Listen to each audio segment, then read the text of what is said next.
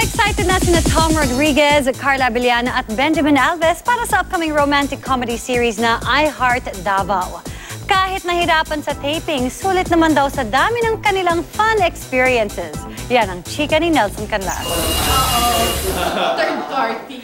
Hindi raw ikakaila ni Tom Rodriguez, Carla Abellana at Benjamin Alves na may kahirapan ang ilang araw nila na taping para sa I Heart Davao. Pero sulit naman daw ang kanilang sakripisyo para mapaganda ang kanilang serye. Challenging siya, una-una.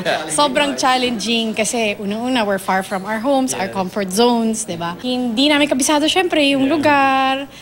Medyo nangangapa-ngapa pa sa mga location. Hirap kasi. Mahirap siya, Ang puti challenging. nung katabi ko, iniilagan ng araw sa akin lahat pumunta. Sunog na sunog kami sa araw. Kami? Anong kami? Asan? Saan? Saan? Kasi kami nakaano sunog na hindi mo yan sa makikita. lagay. Marami naman din daw silang magagandang naranasan at natutunan sa pagpunta sa Durian, capital of the Philippines. Nadama raw nila kung gaano kabait ang mga Davaoenyo at nakita kung gaano kalinis ang Davao. Kakaiba rin nila ang friendship na nabuo sa kanilang tatlo. Hindi nga raw naiilang si Benjamin kahit lovers ang kasama niya.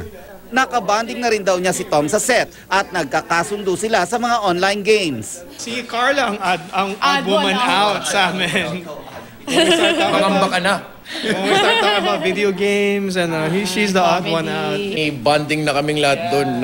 Talagang for 3 weeks, it was us. We saw each other every day. Malapit nang mapanood ang I Heart Davao at sana raw sa pagtutok dito ay lalo tayong mapaibig sa Crown Jewel of Mindanao. We really hope that the people from Davao enjoyed our stay there and hopefully they enjoyed the show.